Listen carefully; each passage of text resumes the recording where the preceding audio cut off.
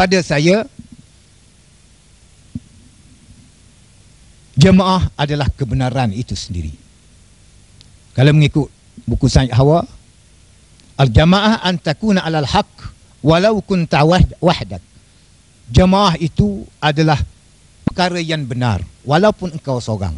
Walaupun Nabi Musa seorang, Nabi Ibrahim seorang, tapi dia adalah merupakan jamaah walaupun dia seorang.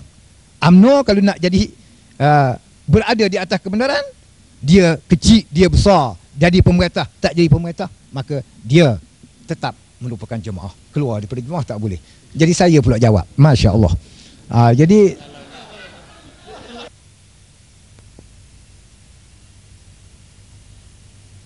Jadi dengan sebab itu PAS mengatakan bahawa dialah jemaah Islam. UMNO tidak jemaah Islam. Kemudian dalam masalah banyak yang ditimbulkan oleh saudara-saudara. Sebenarnya kalau saya nak jawab, sebenarnya saya boleh jawab semua. Sama ada Datuk Wan Wan Zahidi ke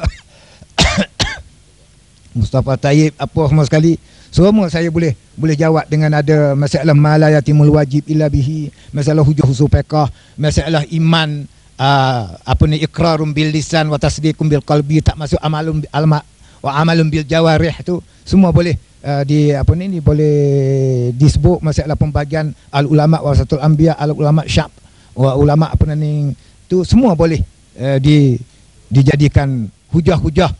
PAS boleh jawab semua hujah-hujah yang ditimbulkan. Kemudian masalah Datuk sebenarnya kata siapa nak jaga Islam sekarang ni semua sekali tu, dan berdasar kepada apa PAS nak buat Islam, undang-undang tubuh PAS tak ada nak buat Islam, semua saya boleh jawab. Semua saya boleh jawab, PAS boleh jawab semua. Walaupun dalam undang-undang tubuh tak sebut terus untuk menegakkan Islam, tetapi apabila sebut pemerintahan, takkan siapa tak reti bila sebut pemerintahan. Bila sebut nilai-nilai Islam tu, arti dalam Islam ni benda yang paling bernilai sekali apa? Hukum, hakam lah. Takkan tak reti. Kemudian rujuk pula kepada pasal 7 undang-undang tubuh PAS. Pasal 7 menyebutkan undang-undang tertinggi dalam PAS Quran, hadis, ijma', qiyas. Bila sebut Quran dah cukup dah tu, nak sebut apa lagi? Yalah, tu hukum tertinggi.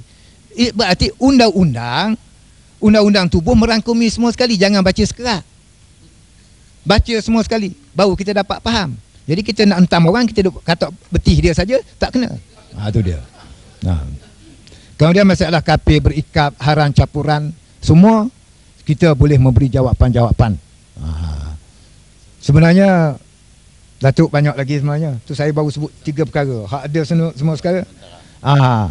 Ayat Quran ada 17 ayat Quran yang menyatakan bahawa UMNO itu adalah zalim, UMNO kafir, munafik, murtad, zalim, asi, tagut. Ada ayat. Artinya boleh. Tapi saya nak sebut benda tu, tak nak sebut muka saya UMNO. Itu jadi banyak tu dia. Tentang asas kafir, takfir itu adalah tindakan PAS mengkafirkan UMNO, asasnya tak betul.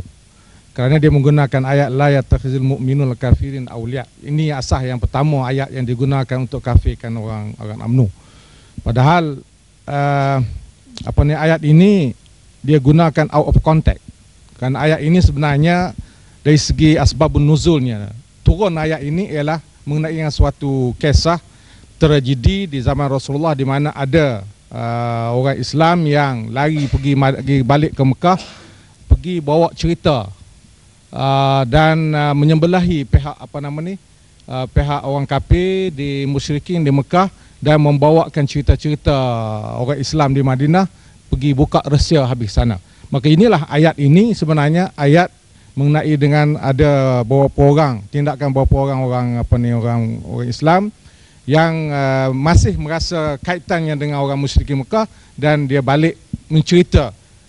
Mungkin dia tidak sedar ataupun dia tidak niat kata nak merosakkan orang Islam, tapi dia telah melakukan perbuatan itu. Maka inilah turun ayat Quran mengharamkan, menegah sekali-sekali orang Islam daripada membuat kawan dengan orang kafir. Ini dalam konteks peperangan, dalam konteks masa itu keadaan gawat politik dan sebagainya.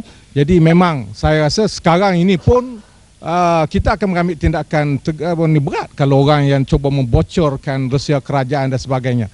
Jadi ayat ini adalah mengenai ayat mengenai dengan perkara itu. Jadi bukan biasa ni.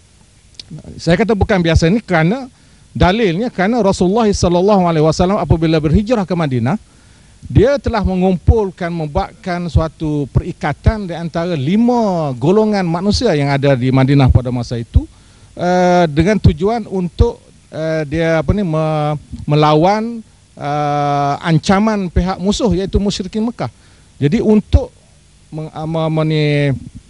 mengadakan suatu kekuatan di Madinah, dia mengadakan pula perikatan antara Ansar dengan Muhajirin, Yahudi, golongan Arab yang yang masih lagi musyrikin, yang masih lagi Arab di masa sebelum, bukan semua lagi masuk Islam di Madinah. Dan golongan yang kelima ialah munafikin. Ada 5 golongan ini telah disatukan oleh Rasulullah di bawah suatu perjanjian dikatakan sahifah itu. Dan ini tujuannya ialah untuk menentang ancaman musuh. Jadi sebenarnya inilah yang dibuat oleh UMNO apabila dia mengadakan perikatan dengan China dan sebagainya, kerana ini penting bagi mewujudkan suatu kekuatan dalaman bagi mengatasi serangan dan ancaman daripada musuh. Dan pada saya inilah juga sebab dan falsafah diwujudkan perikatan pada awal dulu. Dan ini memang diluluskan, dan ini telah kita ambil daripada sunnah Rasulullah SAW dari segi politiknya. Jadi oleh sebab itu mengatakan orang UMNO kerana kafir, kerana berkawan dengan ni adalah tidak benar. Dan dalilnya laginya kerana sekarang ni apabila Nik Aziz nak berkawan